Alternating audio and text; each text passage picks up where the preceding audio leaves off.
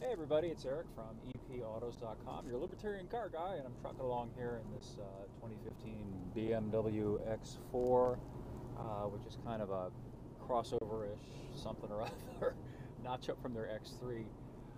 Anyway, I'll hip you more to the X4 later. What I want to talk to you about today is OBD III. Most of you have probably heard of OBD II at some point or other. It's basically been part of the automotive scene now since the mid-late 1990s. OBD stands for Onboard Diagnostics, and the current thing is Onboard Diagnostics 2. And it essentially standardized emissions control, and in particular, how emissions control problems are detected. You may have heard of codes. Your car will have the check engine light come on, and then you take it to your mechanic, and the mechanic plugs in a reader to the OBD port, which is actually located typically down here on the kick panel. Regardless of the make or model car that you have, it's a standard plug, and the technician will plug it in and then be able to download information having to do with the codes that are stored in the computer's memory. And those codes pertain to some function of the engine or its peripheral systems that affect emissions control. Okay, what they're talking about now is the next generation, OBD III. Here's where it gets really creepy and curious. When your car throws a code, when that little check engine light comes on, it would also narc you out to an entity yet to be determined, but probably some state entity, a government entity of some kind or other, whether it's the DMV or could possibly be the court system. It's not yet been determined. But the point is that they want you to get whatever the problem is fixed right away, right now. And if you don't, if you drive around with your check engine light on, sanctions will ensue. They'll do things like pull or fail to renew your registration or your driver's license.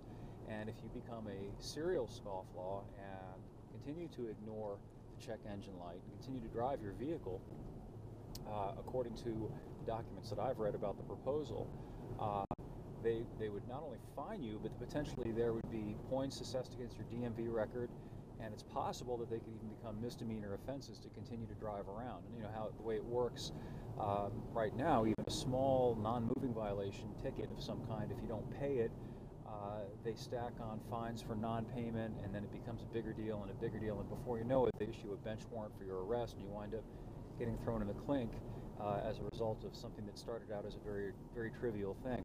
Well, that's where this OBD thing is headed, OBD III.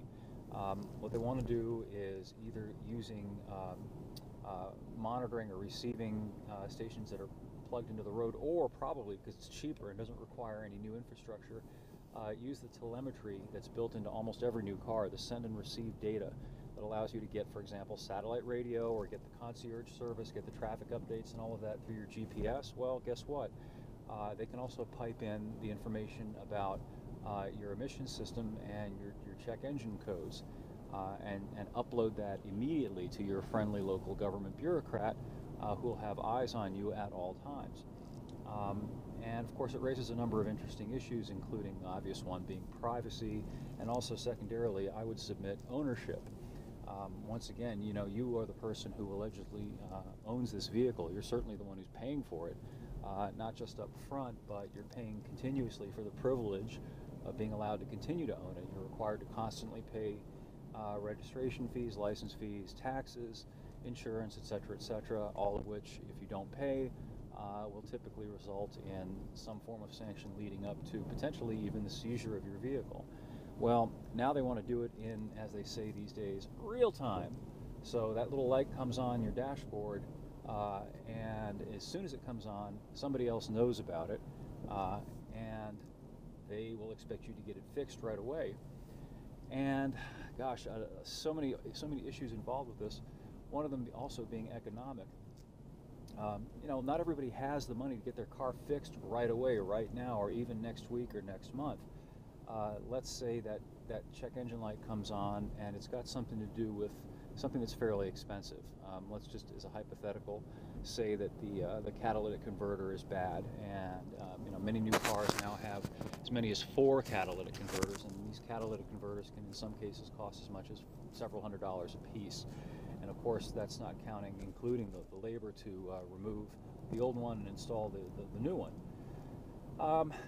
These days, you can still drive around. You got to get to work, right? So it's not ideal. Your car's not operating at its peak. Maybe its gas mileage isn't so great. Maybe its emissions are a little bit higher. But you can continue to drive it until you save up the money necessary to get the thing repaired. By the way, people tend not to have so much money anymore because of all these mandated things like mandatory insurance, mandatory government health care, mandatory this, mandatory that, 6 airbags in the car. You've heard me rant about all that stuff before, and everybody's broke as a result of it. So when you come up against a $400 car repair bill, if you can live without doing it, a lot of people are going to live without doing it until they can afford to do it. Anyway, back to the point at hand. It's extremely regressive, this OBD III stuff, or it's going to be, because even a relatively small repair, something like an O2 sensor, an oxygen sensor that goes bad, O2 sensors typically cost about somewhere between 30 and 70 bucks or so, depending on the vehicle, plus the install, of course. A lot of people don't have $100 to just throw out right away to get their car fixed.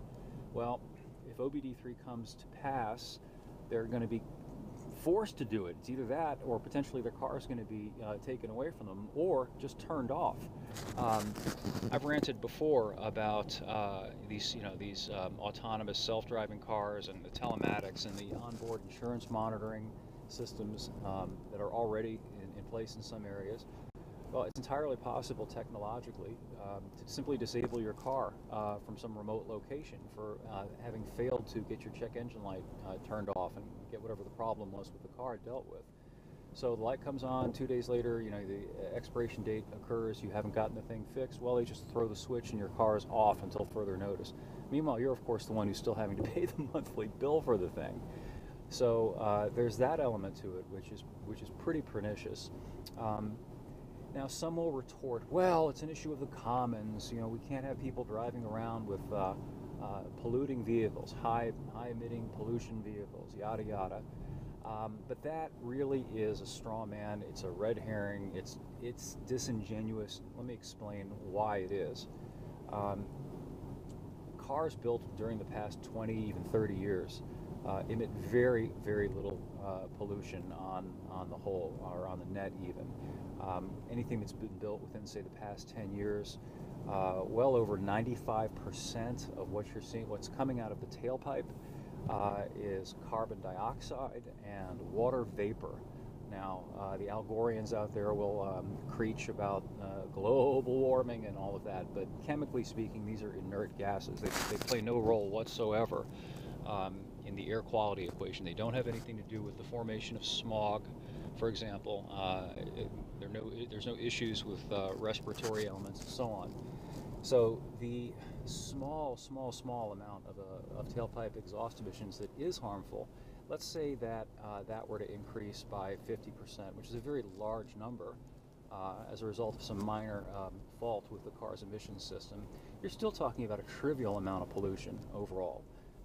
If you're talking about, let's say, the 3% of a given car's exhaust that's harmful, well, okay, so that goes up to, let's say, 4% or 5%. It's an extremely negligible, small number. What we're dealing with here is really diminishing returns, and that's giving the benefit of the doubt to the people behind this. I really don't, because while some people think that they may be dumb, it's interesting that they're consistently dumb in a certain direction, and that direction tends to be more and more control, more and more regimentation, more and more costs imposed on ordinary people.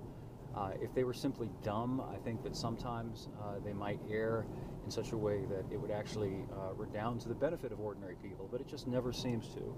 So that's where we're headed with this OBD III stuff. And I'm probably going to write an article that gets into this in greater depth in the very near future, but I wanted to rant about that here a little bit on the camera and get the whole thing going. Anyway, I hope you'll stop by epautos.com, check out some of our new car reviews, our classic car stuff, our videos about poor drivers. We call them clovers at EP Autos. We have little stickers available too if you want to join the ranks of the anti-clovers. Anyway, we'll catch up with you next time.